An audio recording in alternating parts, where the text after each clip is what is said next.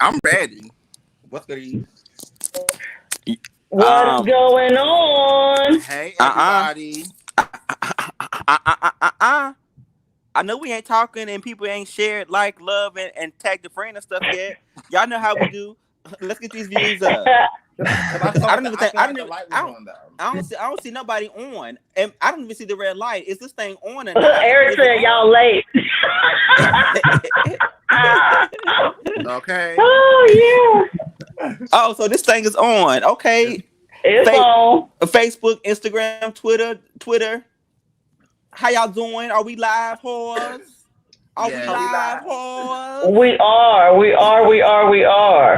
Shout out to T.S. Madison. I love you, girl. How you doing? Hey, everybody. How are y'all doing today? Come on, wow. Viewers, come on in the room. We just waiting for everybody to get tuned in before we start diving into what we got to talk about here in the Gay Raj.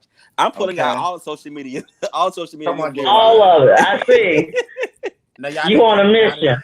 Y'all didn't catch Johnny's Gay Raj. Go ahead, Johnny. I'm live in the Gay Raj chat. Yes. Wow. So, we have an interesting topic today. So before we dive into that, I want to go over some housekeeping, and I want to go over, we have a new panelist, first and foremost. Did y'all see this? Did y'all see this sexy man right here underneath me? Hey, Jesse. Hey, Jesse. Do y'all see this thing right here? Oh my God, this man is gorgeous. That's right. Why is it looking like this? Okay. So I want everybody to meet Jesse. Hi, everyone. Jesse will be joining us. He is a part of the outreach team. He has been in the background for a little bit, doing most of our, all of our marketing, or all of our things that we send out, our flyers. He's helped with our pages and things like that. And so now it's time for him to kind of join and be a part of the conversation. So he's here to spice things up, give a little white seasoning on there. And we'd love to hear from you. I'm ready for it. So we typically do these things, and I haven't. Oh, actually, Patrice is on board, so never mind. So I'm going to let everybody kind of introduce themselves. And I'm going to have Bryce go first to kind of give you an example of how we do things. Cool. Hi, I'm Madonna and I want to have fun. Hi, I'm Bryce Curry. I'm the parenting specialist at Range. So what I do is that I get people who have been out of care for 6 months or longer, and I get them re-engaged in care. But also, if you 2 to 3 weeks, if you're newly diagnosed within 2 to 3 weeks, I get you into care. I case manage you for a year. I hold your hand, and I help you learn the tools that will help you navigate your care and stay retained in your care. So, homie. Thank you, Bryce. Thank you. Go ahead, Sean. Hey, y'all already know it's your boy Sean. I am the peer outreach specialist here with Crew. I specialize in harm reduction as it relates to substance use. So if you know anyone dealing with any substance use problems, any drug addiction problems, and things of that sort, please refer them over to me. I'm willing to work with them. We have some mental health counseling we can get them hooked on to, or they can just, have my services as a peer, and I can just relate to them and talk to them and make them feel real comfortable. So, anyone dealing with those issues, definitely make sure you send them over to me. My number is below, and I'll provide my email later. And y'all already know I tell y'all every time, I have condoms and I have lube.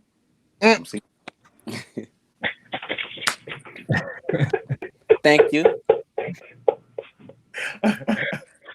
Hello, everyone. My name is Patrice. I am the prevention case manager here at RAIN. I assist in people in getting onto PrEP, as well as paying for PrEP if you do not have insurance. I actually was really excited because I signed up 4 new people this week. So people are getting the message that Black lives do matter. You should be on PrEP. That's on period, because they play too much. All right. Hi, everyone. My name is Jesse Elkin, and I am, I think, the newest to the RAIN team.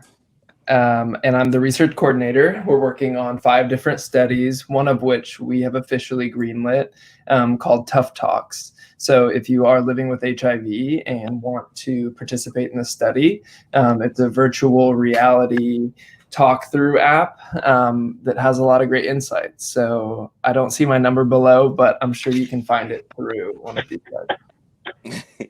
And we'll make sure that we get that added for you next time. Cool. Thank you. Thank you. Sorry about that.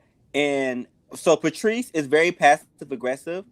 I was very much okay with not putting my information at the bottom, but she definitely made me one. Oh, you peeped that, did you? So without further ado, my name is Jonathan Wilson. I am the EIS and Outreach Supervisor here at RAIN.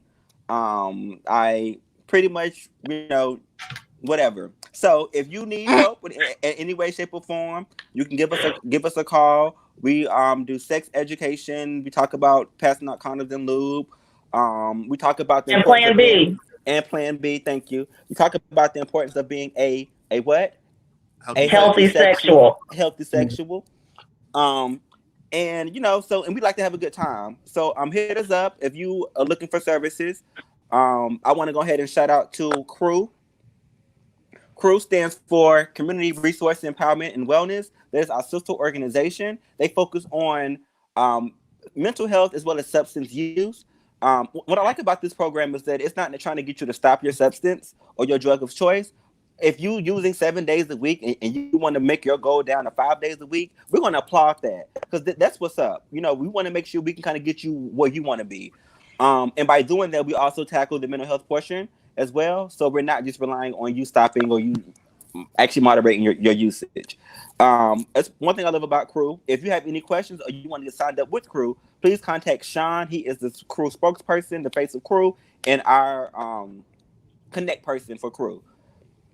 Also, shout out to Project Uplift. Project Uplift is a different approach to case management. Now, you know that we at RAIN here offers case management services for people living with HIV as well as people who are living without HIV through our PrEP and prevention case management program. However, if you're not interested in PrEP and you're not interested in being case managed with living, you're not interested and you are not HIV positive and you would like to still have case management services, you can contact Project Uplift. And they will kind of help you with housing, food, and things of that nature, intensive case management. So if you have any questions about that, go to their Facebook page. You can give them a ring there, okay? I also want to let you know that we are still out here grinding and hustling for our focus groups. So we are looking for people who have been on PrEP. I'm sorry, I apologize. I lied. We are looking for people who have never been on PrEP. Mm-hmm. And the conference and the reason why I want to have a conversation with you guys is not because I want to get you on PrEP. That's not my goal at all. I want to sit down and have a conversation about what's the hesitation, what's going on, how do we market, what do our community currently think about PrEP, what do you think about PrEP, and how we can kind of push forward and kind of getting everybody on PrEP. Again, I'm not trying to push PrEP on you. I want to know what we can do to as a community to kind of push forward with PrEP. So that's kind of the idea of the conversation. Adjacent to that, we're also doing the in-depth interviews for people who are on PrEP now or have been on PrEP before. And we look kind of see, what about PrEP you like about it. What do you dislike about it? I want to know your whole journey in regards to you on PrEP. So, but all information is helpful. What your mama said about PrEP, what your daddy said about PrEP, how your friends approach to it. Like, I want to know everything that dealing with PrEP about you, so that we can kind of create interventions. Historically, white men have sit behind desks and have made interventions to try to engage our community. However, we all know that that's not correct. It's not working. So right now we have opportunity to kind of sit down at a table and create our own interventions, and we can only do that if you be a part of the conversation. So please have a seat at the table, as Solange would say. We're waiting on you. So contact us. You can contact myself, Patrice, Bryce, Sean, as well as Jesse, and he can kind of get you in the right direction, and we can kind of set something up so we can have a conversation. All in-depth interviews and focus groups will be done virtually, whether that's via phone call or Zoom. So if you're interested, please hit us up. So we want to hear from you. We want to hear from you.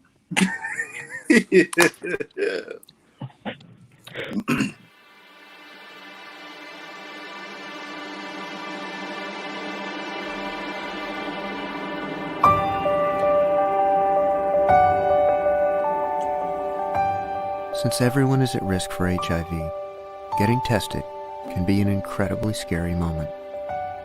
Two different outcomes can lead them down two different paths. One path could be the most devastating news that they could have heard. The other, a wake-up call. This can be an extremely difficult and scary time, but there is hope. Whether the test is positive or negative, they can find hope and compassion at RAIN. RAIN is a place where there is no judgment, where one can find help such as medical case management, help enrolling in health insurance, safe housing, food insecurity support, transportation to appointments, and mental health counseling where you will be treated like family. RAIN is a place where your test result never defines who you are, and where you'll find the support and tools you need to live a happy and fulfilling life. Two different test results may take you down two different paths, but RAIN is here to make sure those paths end in the same place. Live fully with or without HIV.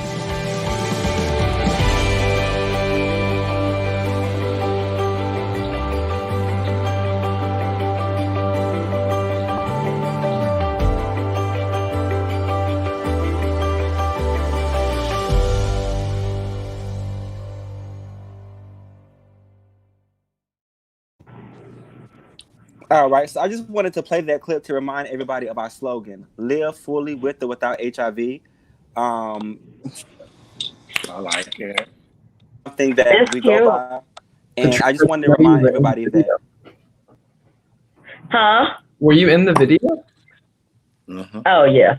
Yeah. So That was me.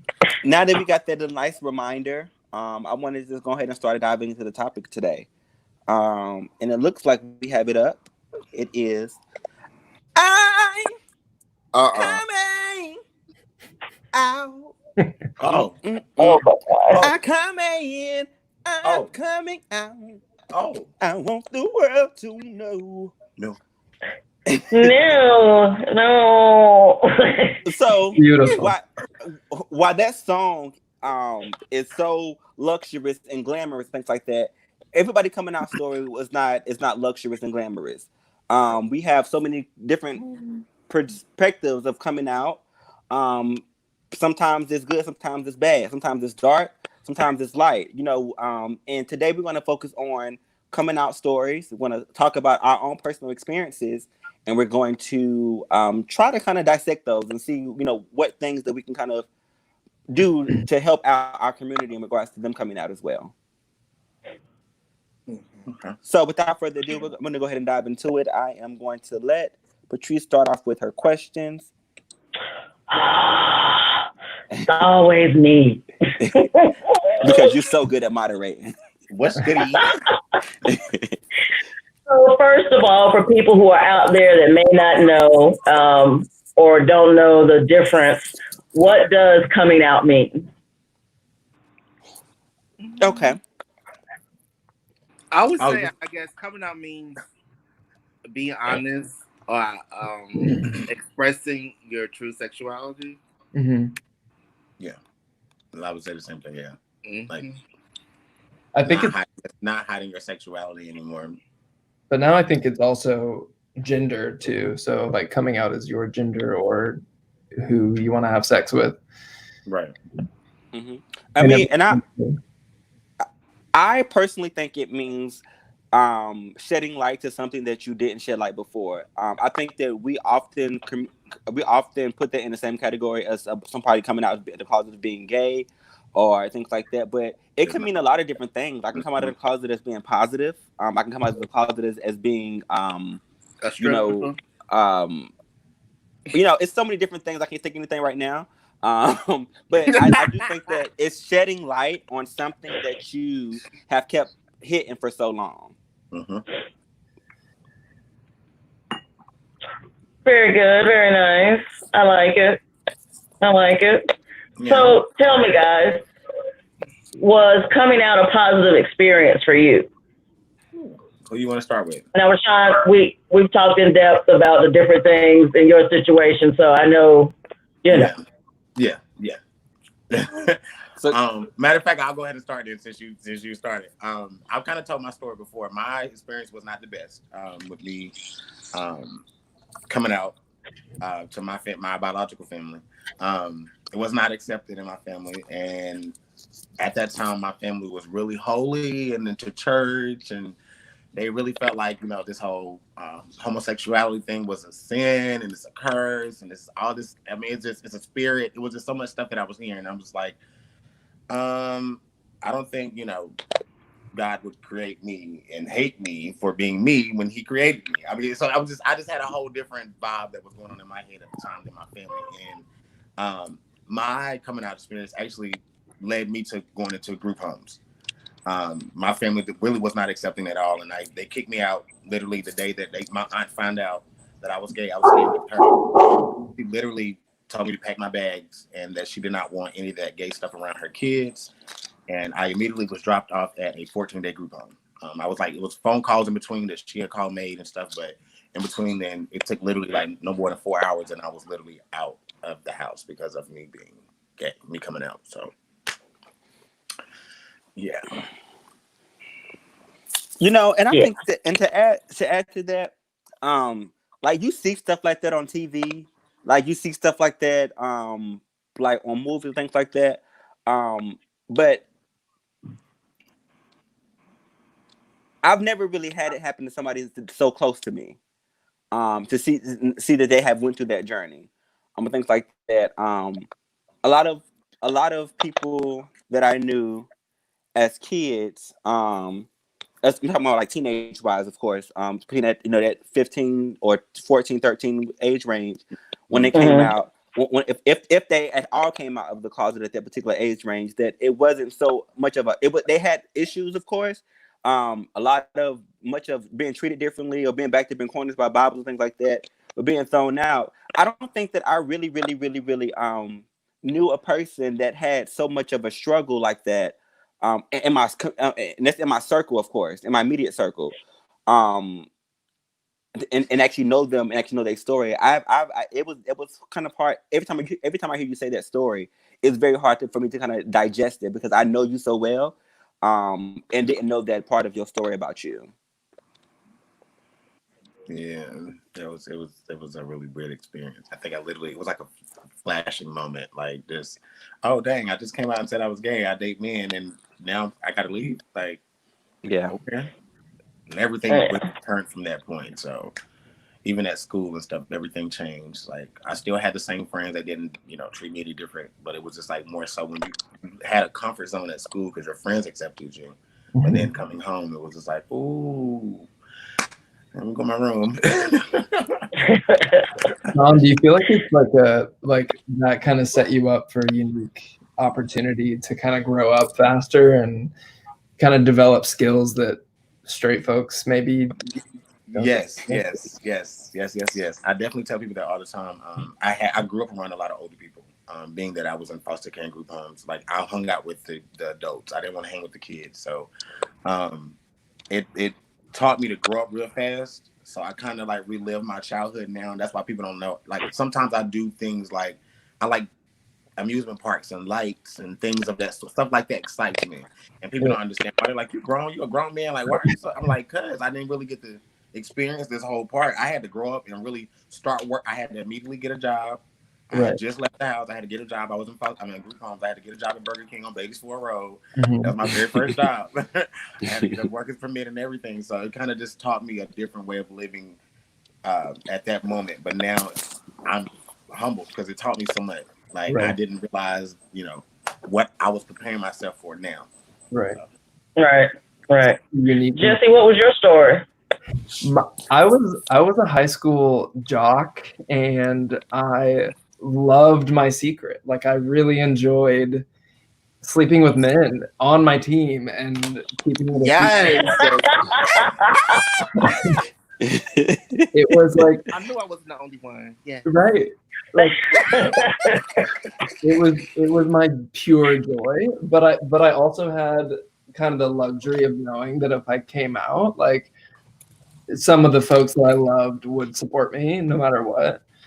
So like it was a luxury to be able to enjoy it. But unlike what Johnny said, like a lot of my close friends had a similar story to Sean's. Totally kicked out of the house and fucked over, and just like lives temporarily ruined or challenged. And I made it out pretty easily. I didn't actually come out until I moved across the world to Australia and felt like I had space and could Yeah. do it on my own accord, you know. But yeah, I think it's just like the strength and independence, like what Sean's gone through. It's kind of fun to have this like little secret, I think, even though it's fucked up and this world is, you know, it's crazy that we even have to come out. I think it's kind of a unique perspective to live. Right.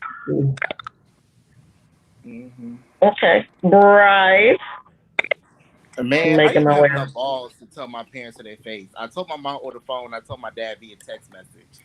I came out sophomore year of college, and I made it so dramatic. I said to my mom, I said, "Mom, are you by yourself?" She said, "Yeah." I said, "Okay, sit down, close the door." She was like, "What the fuck? Like, what's going on? Like, what happened?" And I was like, "Oh." She said, "Oh, tell me something I don't know. I thought something crazy happened at school." I said, "You know what? Don't do that." Ooh. When I told my father at first, he made it seem like he was okay with it, but it turned out he really wasn't, because he called my mother. He spazzed on her. He basically blamed my mother for me being gay, and it was my fault that we left. And if we would have left, if we would have never left New York and moved to Charlotte, then it would have never happened. And this and that. Like, he really went in on her and made her feel bad as a mother, because he felt like because we moved away that I'm gay. But even when we did live in the same state, he really wasn't around like that. So it was like, Either way. you know. So my father's still kind of in denial about it, because the last time I seen him, he still asked me like, "Oh, where's your girlfriend?" I was just looking at him like, Now you know. you know, I ain't got no girlfriend. But my mom, she doesn't care at all. Like, in my mother's side of the family, they don't care at all. My father's side of the family, it's a whole different ball game. It's like they accept me as Bryce, but they don't accept me like being like, they keep, it's like they basically won't accept it. It's like they're in denial about it. So I'm still dealing with that currently, but nobody said anything derogatory to me. Usually if anybody has anything to say, they say it around me. Yeah. Okay. Johnny.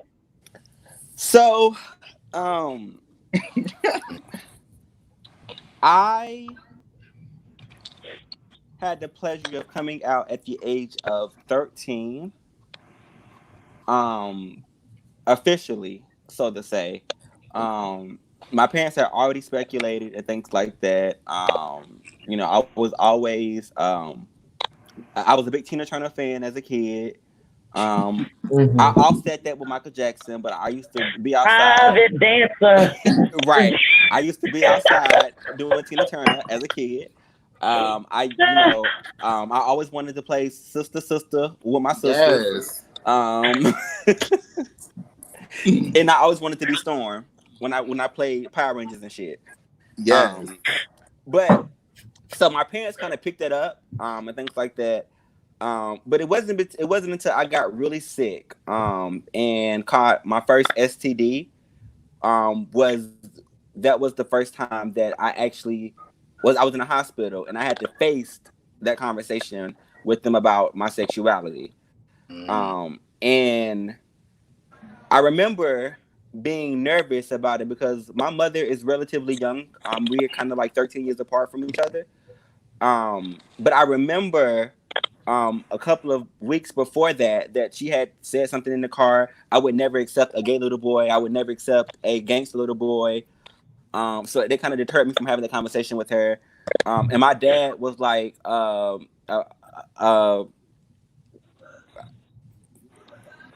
a very prominent gangster inside of the hood, in Earl Village and over there, in different hoods and things like that. A lot of people knew who he was and things like that. So he had a reputation to uphold. And a gay little son was not on his agenda at all. So I'm in a hospital, been in the hospital for a couple of days and things like that. And now we've been, we're having a conversation about my sexuality. So I was kind of forced, and my story was more so told for me as opposed to me coming out, because I had to expose who I had been having sex with and things like that because of everything else. Right. Honestly and truly, though, the experience after that wasn't so negative. I felt like they kind of all rallied around me. My relationships got closer with my mom and things like that. I felt like my dad kind of took that protective role about me after that. That ain't anybody gonna fuck with you, you know what I'm saying? Like, you still my motherfucking son, anybody gonna fuck with you and things like that. So he still kind of had that approach. He'd bring me around the cookout, and and I'm, and I did, now that he accept me, I'm gay. So I got my rainbow flag socks on, things like that, and whatever. And it was interesting to see that like all of his friends that was all these gangsters and in the hood would like embrace me. And and make sure that I was okay. They always make sure, that nobody was. They always embraced me. However, when it was time for me to fight, I had to fight 3 times because they wanted to see me fight. And it was always the case. However, though, as it relates to somebody picking on me and things like that, they made sure that that never happened. Things like that, or they made sure that I bet you won't fight him though, and things like that. But. So I really didn't have a bad experience as it relates to my immediate family. Now, my grandmother had conversations. There were times where I was in the corner of a room, and she's like damn near hit me in the head with the Bible and things like that. But it wasn't as harsh as the stories that I've heard of the people and things like that. We got through it through conversations, and we got through it sitting down, things like that. And there was a time, and there has been a time where she's able to meet my boyfriend and hug him and actually love him as if he's her grandson. So, my story is not as bad as I've heard, as bad as I've seen, things like that at all. So yeah, I'm kind of with Jesse as well. Let me clarify something too. For my story, my aunt kicked me out of her house. My mom was on drugs and gave me away to my aunt when I was 3. So my aunt raised me from 3 up until 14. My aunt found out that I was gay, and she the one that kicked me out of her house. And that's when I left the whole family. My mom was out in the streets at that time. She didn't know what was going on. Now, when I did come out to my biological mom and she found out, and we finally had a conversation, this lady gets on the phone with me. And we just having a normal conversation. I'm like, Mom, I miss you. I'm ready to see you. And I'm like, I got something to tell you. And she was like, what? I was like, yeah, child, I am gay. Like, I'm not child. Tell you, girl, like, I am just the gayest thing right now. I'm trying to find myself. I got a full set of nails on at the time. I was trying to find myself. I was at that point where I was trying to find myself. I didn't know what I wanted to do. I didn't know which way I was going, which direction I was headed into. But I had to let her know, like, I'm gay. And she tells me, no, baby, you just confused. I said, Mom, I'm not confused. I know what I want. I know what makes me happy. I said, now, what I need from you is, are you going to be accepting of it? She was like, well, you still my son. I don't care about none of that, but I just think you're confused. So I was like, child, she's been saying that she's still been saying it. Like, she still says it to this day. She's like, I just think you need to be with a woman. You're just a very handsome young man. I think you're just confused right now. I'm like, if you still think I'm confused after all these years, baby, I'm going to need you. I have a question. Did everybody go through that super gay phase once they came out the closet? Yes, I did. I did. I think I'm growing into it more and more and more and more. You think what? I think I'm growing into my queerness and taking up more space like the older I get, because the less shit I give, Is that because you're now becoming more comfortable with yourself and being out?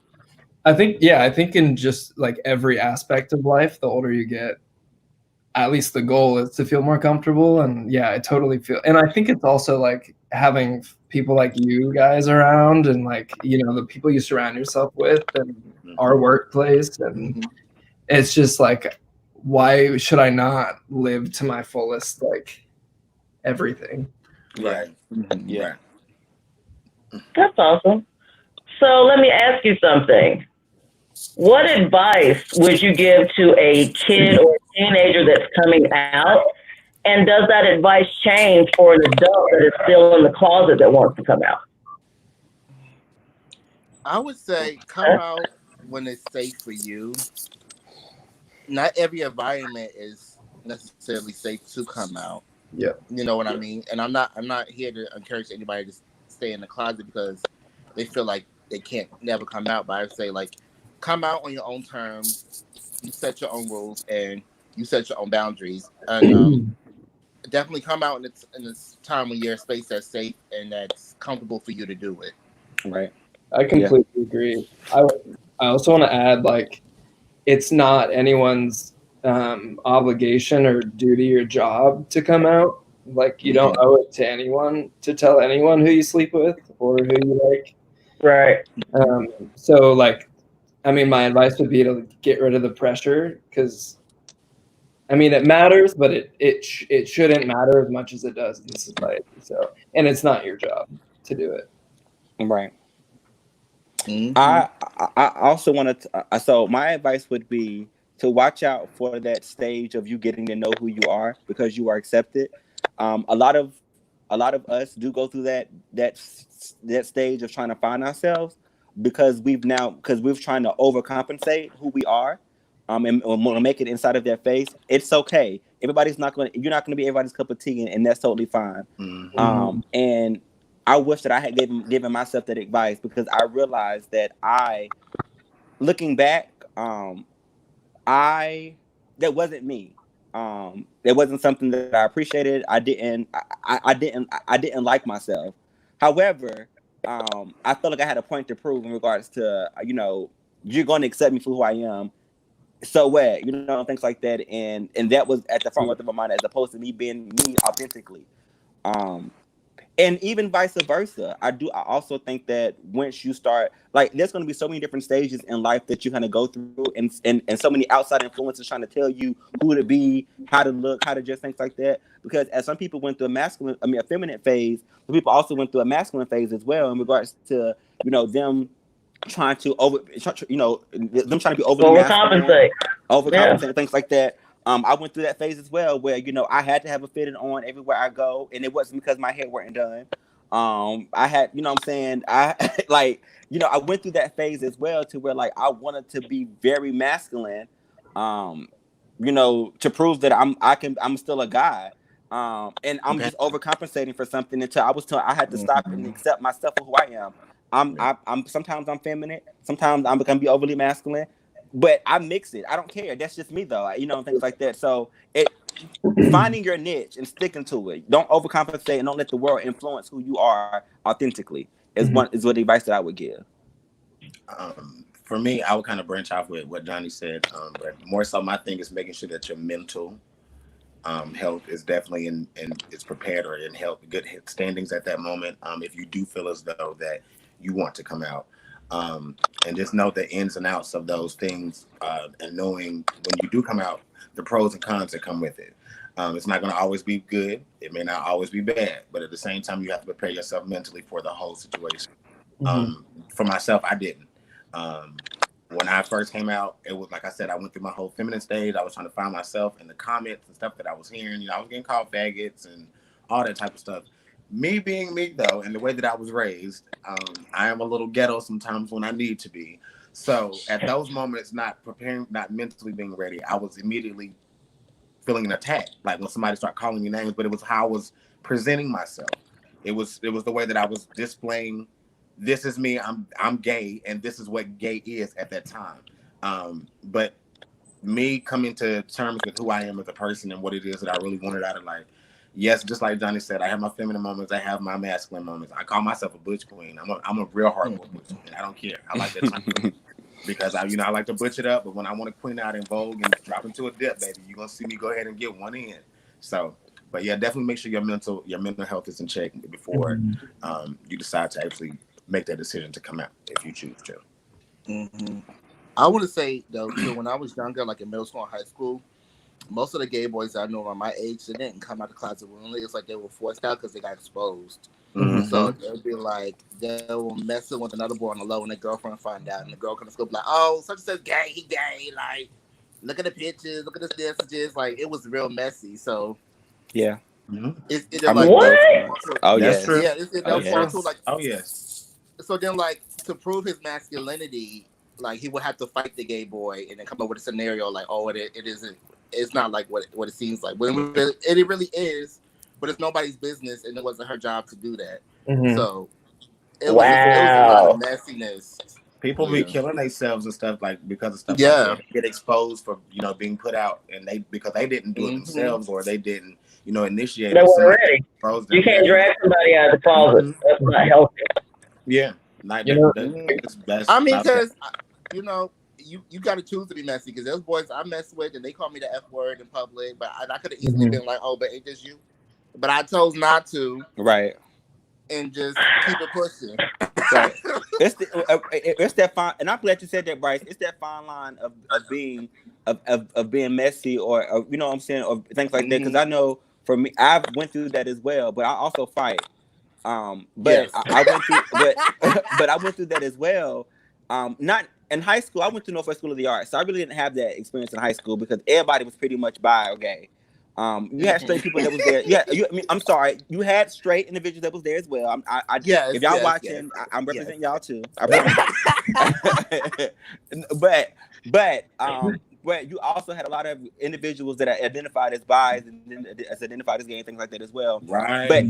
But I went to a very ghetto middle school, however, and had to run into those issues, and things like that. But I do think that it takes a fine. Like, you have to really look within yourself to say, am I really ready to open these can of worms when I show these text messages that me and this guy done had over the course of the last couple? You know what I'm saying? Like, is it really anybody's business? Things like that.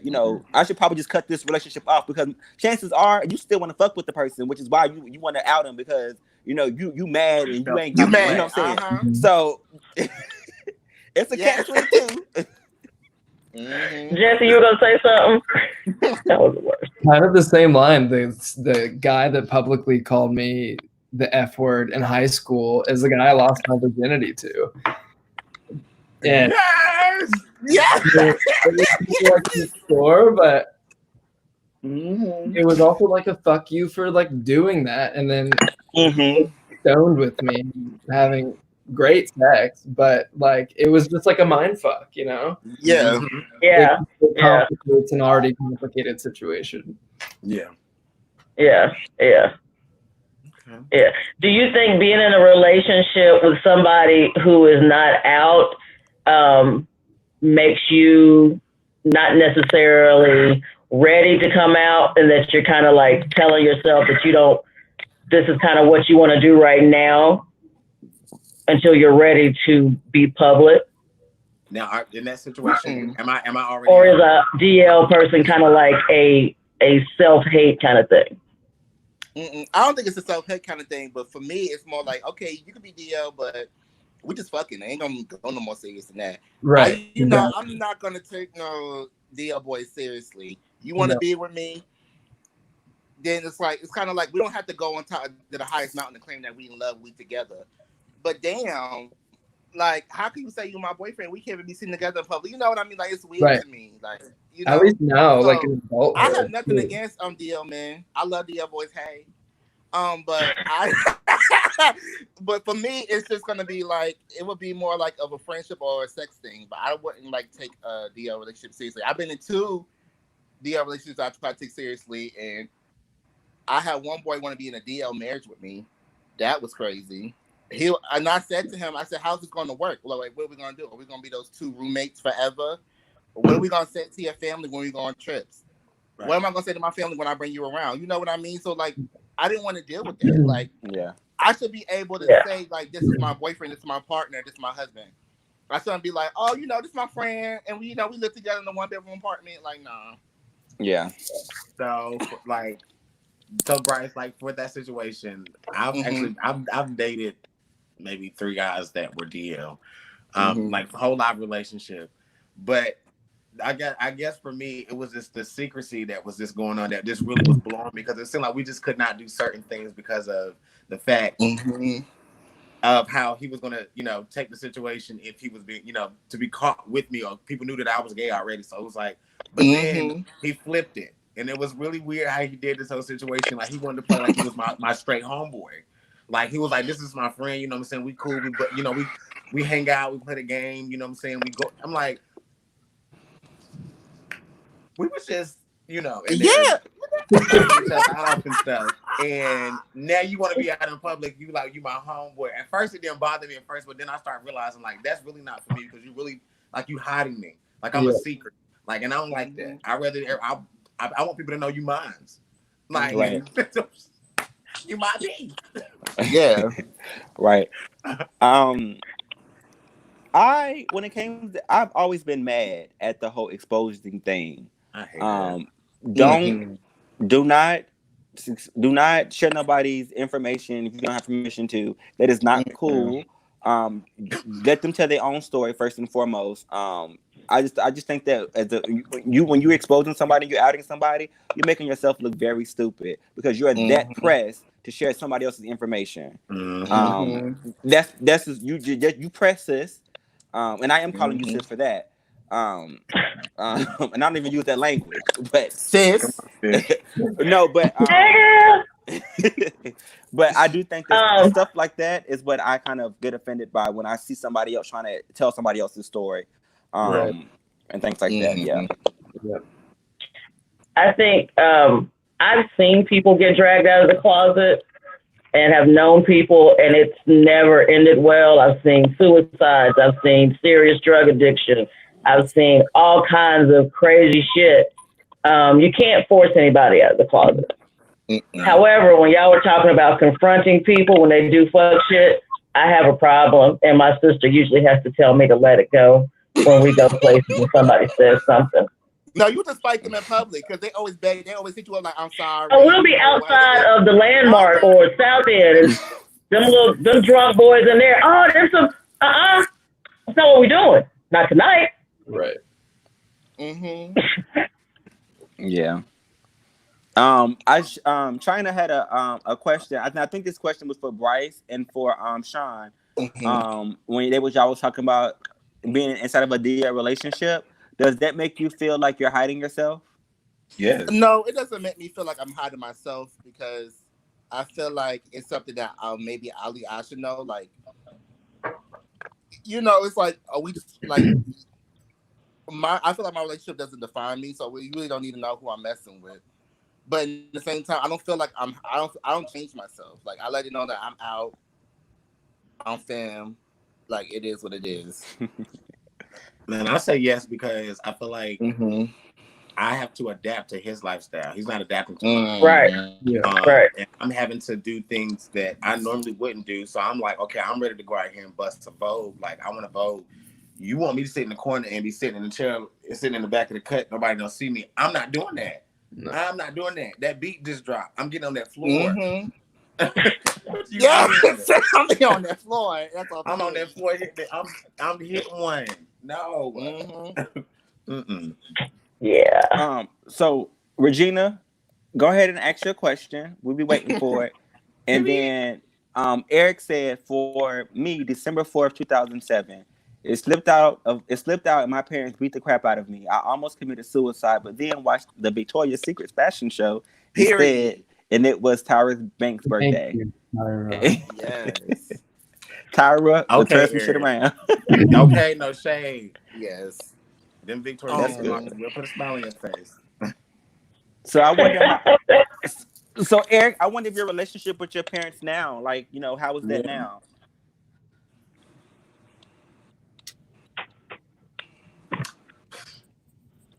Yes. Yes. And yes. Yeah. Oh Oh, yes, they do. My little black book is full of them. Not all of Full of them. Not all of them. Not all of them. But I No, just- not all of them. Like, I'm They his- I'm like, I'm his gay men homeboy. that just- yeah. I'm like, yeah, what's up? Hello. And I also, and I hate to, I really hate to use the term that down low. I like to use the word discreet because sometimes, most times, down low have a negative Or just- connotation to it. I Bisexual. feel like those are two separate words. Mm. But down low and Why? I mean, we can Wait, go Bryce, there. what do you I mean? feel like DL, you don't want nobody to know you gay. I feel like discreet, you don't care if nobody knows you gay. You just don't want nobody knowing that who you fuck, how many people you fucking, and that's a whole nother. That's a whole nother thing. I too. feel you on that, but I also Mhm. think I'm that so confused. no, I and I do. understand. I actually understand what Bryce is saying because I think that inside of the black gay community, inside of the gay community, period, they have made that a different thing. Mhm. They have separated those words. Mhm. Only However, on escort sites. escort sites, it's Jack, Grinder, all of them. They instead of saying they would say discreet to say that they don't want their information to be out, that they're, not necessarily they're gay, but necessarily that, they having sex with different people. They want to be discreet about who they're having sex with. Keep your mouth shut. However, I like to use the word discreet because I don't want people to feel like when we say down low, we often think about the shit that took place on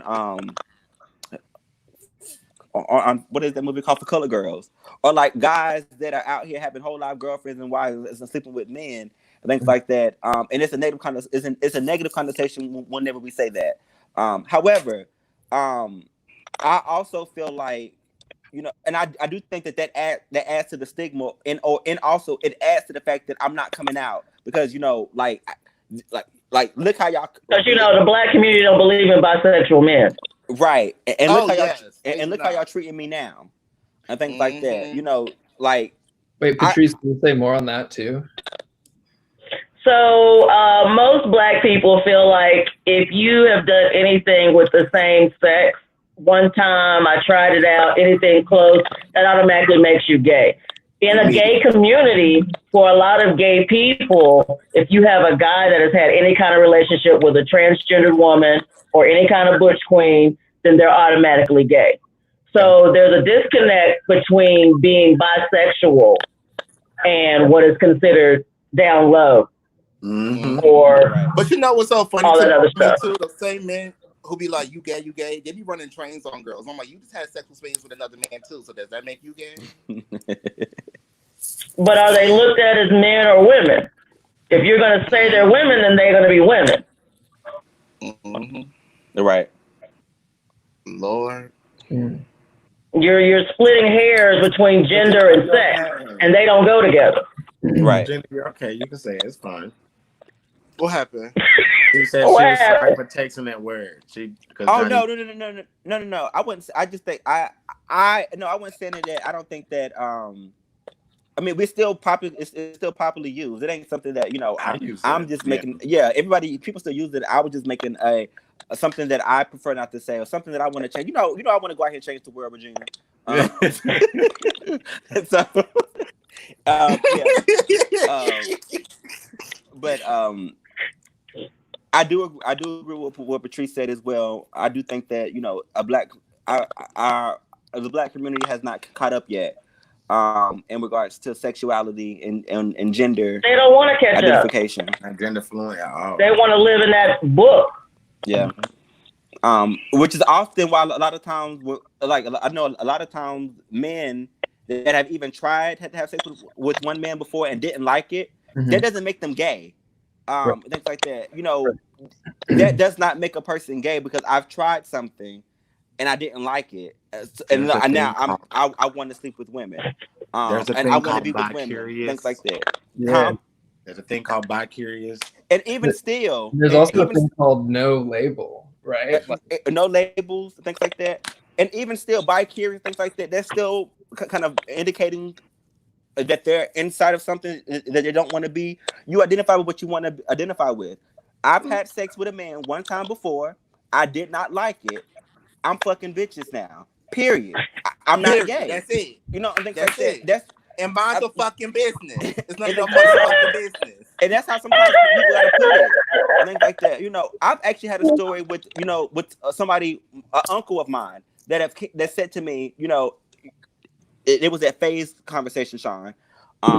You know, yeah, I mean, I ain't gonna lie, you know, I tried it one time and things like that. I didn't like it, you know what I'm saying? But you know, if that's what you want, this is what you want to do. And I believe him. I don't think that, you know, he's a down low man or he lived the gay life. I don't think that at all. But I applaud him for being honest with me and saying that I have tried this, it wasn't for me, and I moved on and things like that. Right. And I think that we need more people to kind of do that. Like, it is what it is. Like, hey, But that's a nut is a nut. That's another whole conversation. I feel like we need to have too, maybe another topic. But I always feel like it's so much easier for a female to be like, "Hey, I tried this," and it's more accepted than a male saying, "Hey, you know, I had sex with another man." Because females being gay does not make men feel like their masculinity is being challenged. Right. Mm-hmm. The only time you'll see men mad at women that are gay is when they're super butch, or if they got more females than they do, or if they walk around with a bad stick in the club and looking at them like what?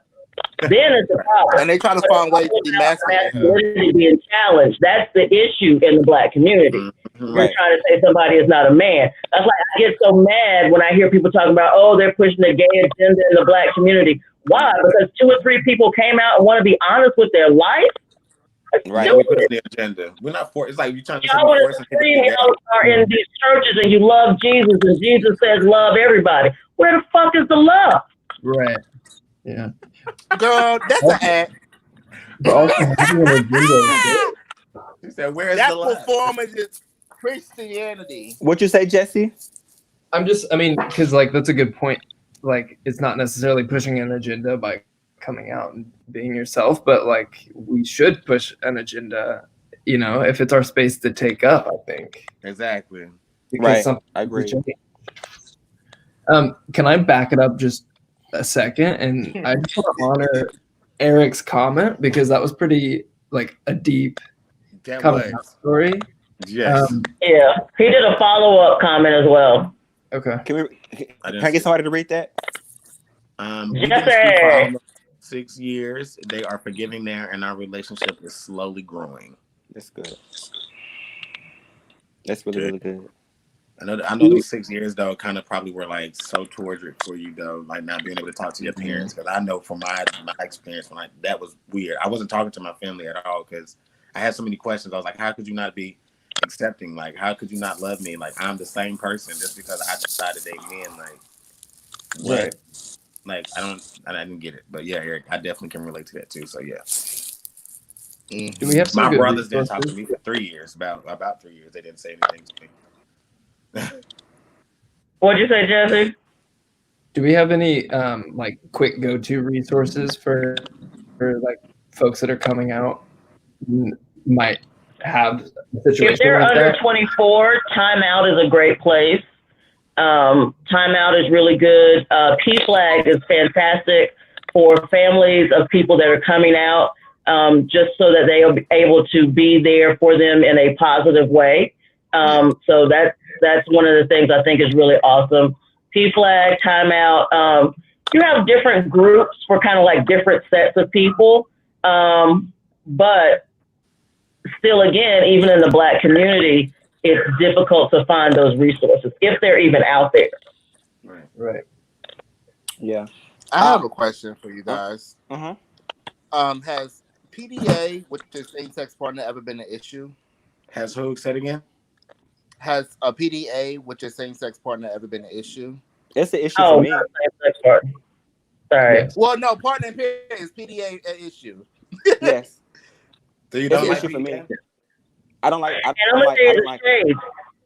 My love language, I took a test today, is physical touch, but I do not care for PDA at all. At all. I'm not with it. I don't have a problem with PDA. I love PDA, and I dated somebody that gave me PDA. But what made me worried about it is one time when my mom brought it up to me, I don't think she meant any harm about it, but she saw the New York Times that this is before Jussie Smollett happened, but there was a same-sex couple in New York that got attacked. Mm-hmm. And she came and said to me, she's like, it made me scared because when I read it, I thought about you. So I don't have a problem with PDA. It's just that now when I think about it, there are people out there that will attack you to be an LGBT couple. Mm-hmm. So you have to think about safety. Yeah. What did you say? That's fucked up. What did you say? I was with a guy in walking down like a city street, and guys came up and called us all the slurs and beat the guy up that I was with. And so I've been hesitant to have any PDA, even with my husband now, even at the store, like where it's supposed to be safer, So totally. I don't really have a problem with PDA. However, I'm on the same line of, how you present yourself, you have to be prepared for what comes when you do stuff like that. I was in a situation before where I was, I was partaking in PDA. We were kissing out in public, and the slurs and stuff started from this group of men. Now it was a little reversed. The people that I was with ended up beating them up for cardinal slurs, but it was a really, really, really torturous situation. But I learned from that lesson. And I said I'm never going to do this again, because if it causes problems like this, it causes issues to where you have to physically get, involved with other people. I'd rather not do it. I'd rather just in the comfort of my own home, we can bust it down whenever you're ready, baby. But like just out in public, let's just save it. Let's just save it. So I think that stuff like that, I was in an interracial relationship in college, and when we would go out, it would be a problem, especially here. And I went to Wingate, so it's a tiny town around a tiny school. But yeah, I can understand that just from that perspective, because it was a problem from all sides. For me, I don't like PDA because I've been a teacher. I've been a teacher from pre-K to after school programs to high school girls and things like that. And for me, I've never wanted my students to ever see me, like busting it down, in public. And it has been years past. So now all of them are pretty much, it's either teenage phase or a little older. And I don't want them to say, "Oh, Mr. Johnny over there, blah, but that's the only reason why. Whether I was heterosexual, whether I was gay, it wouldn't matter to me. I would never want to see my kids out. And I still call them my babies. I would never want to see them out and they see me, doing something like that. That's the mind thing. I don't know. But I just don't like people touching me in public. I want to move around and do what I want to do. I can't move if you're holding my hand or you're trying to put your hand around my waist. I'm trying to go look at this shit that's on sale and you playing games. Just get up my name. That's true. I'm trying to love you. Just trying to love my girl. That's it. Not with it. No. I definitely feel blessed that I have the relationship I have with her because I'm allowed to talk to her about boys. Yeah. She be asking me all types of questions. One time we was in Target, she flat out asked me was I top or bottom. And I had to be like, well, girl, I'm a bottom. And she was like, and I told her. And then, but we good like that, So I think I'm fortunate to have that. Well, now, yeah. For me now, me and my mom have a very, very close relationship. She is accepting of it, but like I said, she still says that I'm still confused thing. But my family-wise, they are accepting now. I think because they realize like I'm literally not going to change. I'm going to continue to be me. Mm-hmm. And they like my authentic. I can't say the word right now. Yeah, my tongue tied. Authentic. Say it. Somebody say it. My words. Authentic. Thank you. Yes. They like the fact that I'm being authentic. I couldn't get my words out my tongue, my braces. But I think it made them accept me more now because they know too. Like he's a funny guy. Like he's still the same person. Like just because he's Right. dating doesn't change the fact that this is my nephew, my cousin. Right. Anything. Like they all now they want me to come around more. I'm just like, yeah, I'm good. I don't have to explain stuff. I hate when people ask me questions like, "What is this? And what does that mean? And what is?" I'm like, Mhm.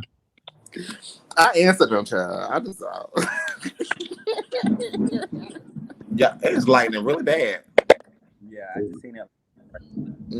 I see the wind blowing. Right. Well, you guys, I think this was a great conversation. I think that sharing stories of coming out and experiences are really good for people to talk about. You have some people who have really difficult, heartbreaking stories, and you have some people that have great stories. And I think it's good for people to understand both sides. So I think that you guys' stories really help some people that may have been watching today. I think that's awesome. Me too. All right, Johnny, take us out, baby. All right. So without further ado, like saying it for whatever reason, it made me sound so, official.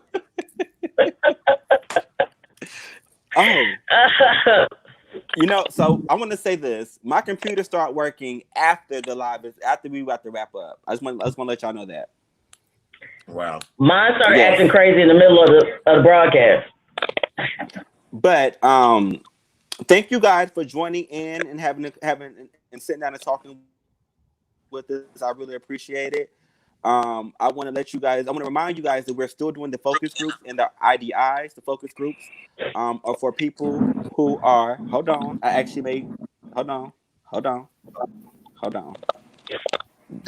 we go. There we go. Yes. Okay, I'm back. Can y'all hear me? Yeah, you all right? Okay, perfect. All right. So sorry about that, you guys. So the focus groups are being done by myself, and we are looking for people who are not on prep and have not taken prep in the past before. I want to know exactly why you haven't taken prep. Why you haven't taken prep? What's hindering you? And again, the conversation is not to try to get you on prep, but I want to know a census of what the community think about prep. Adjacent to that, we're also doing the in-depth interviews. The in-depth interviews are being conducted by Patrice, Bryce, and Sean. If you have any questions, please let us know. We're looking for individuals who are on prep, who have had prep, who have been on prep before in the past and have stopped using. I want to know what worked, what didn't work, what your mama think, what your daddy think, what your sister think, what your brother think, how your friends reacted, how your boyfriend reacted. I want to know all of the information. Just so we can kind of get, we can build an that information to help engage our community with prep. So we're not just being nosy just to be nosy. Of course, I know that your time ain't free, so you will be paid for participating inside of the conversation. So please hit us up if you're interested. Shout out to Crew, shout out to Uplift. And I'm going to go ahead and actually let everybody kind of close themselves out. I'll let you go first, Patrice. Oh. Hi, everyone. Thank you so much for coming out tonight. My name is Patrice. I am the Prevention Case Manager at RAIN. What I do is I help people get on to prep and give them case management services, which could be transportation, food, resume writing, finishing school, getting in school, helping you get a job, all those kind of things, as well as getting the added sense of security from bringing on prep. So if you would like to join me or know someone that would, please give me a call at the number below. See? No, that way. That way.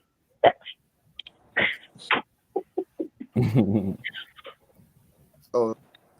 Make it hot, Bryce. Call me now. I'm Bryce. I'm the parenting specialist at RAIN. How are you? I'm great. Thanks for asking. So what I do is that I get people who have been out of care for 6 months or longer, and I get them re-engaged in care. But also, if you're newly diagnosed, I get you into care realistically within 2 to 3 weeks of your diagnosis. I case manage you for a year. And my job is to help you navigate your care, give you tools to help you remain in your care. And I also case manage you throughout the way. And I help you with any crises or any problems that might affect you just in your life, your personal life, but this might affect you with your care. So if you or someone you know needs my services, please call the number down below. Yeah. All right, Sean. That was Y'all know cute. it's the pot. It's the pot for me, baby. So go ahead. Y'all already know the vibes. It's your boy, Sean. I am the peer outreach specialist here with Rain In with Crew. Shout out to Crew. I specialize in harm reduction as it relates to substance use. So again, if you know anyone dealing with any addiction problems, any substance use problems, I'm here to meet them where they at, baby. We on this path together. Let's talk. Let's chat. Let's think of a plan. Let's get some stuff worked out here. So definitely reach out to me with the number below. Again, I have condoms and lube, y'all, for free. Call me. I had somebody just inbox me the other day and ask me. So don't be scared. Hit me up. I'm right here. Period. All right. Hi again. My name is Jesse Elkins. Thanks for listening. Yes. I am the research coordinator, new to Rain team family. If you would like to join our research studies, if you are living with HIV or on PrEP or thinking about PrEP, reach out to Johnny because you will see his number. And thank you to the four of you for welcoming me to this space. It was so lovely to join. Yeah. What he named me on? So it's What your he named boy. me on? It's your boy Jay Thizzle out here repping out. You know what I'm saying? Yes. But I just want to remind everybody that we are a team. Jesse will be joining us moving forward in some topics. So be looking out and remember his face. We're also going to add some information about the research studies that we're conducting so that you guys can kind of know more information about that and get involved in it as well. So be looking out for that on our Keep It 100 page. Also, I'm not going to walk away and have you forget one vital thing before we leave tonight. Oh my God. What is it, Johnny? Is it sexy or Oh not? my Lord Jesus. Is it sexy or not, Johnny? Getting tested. I see you. What is it? What is it? Getting tested. It's wait. It's sexy. Yes. So get tested. Girl, I need to go to the ATM. I ain't got no more singles. Hold on. Yes. Y'all, that's too funny. Thank you for joining us again. If you want to get tested, we are back at the office. Feel free to drop by or give us a call and schedule your appointment. But if you don't have any other questions, goodbye. Thank you for joining. Bye. See you later till next time. Bye. Bye.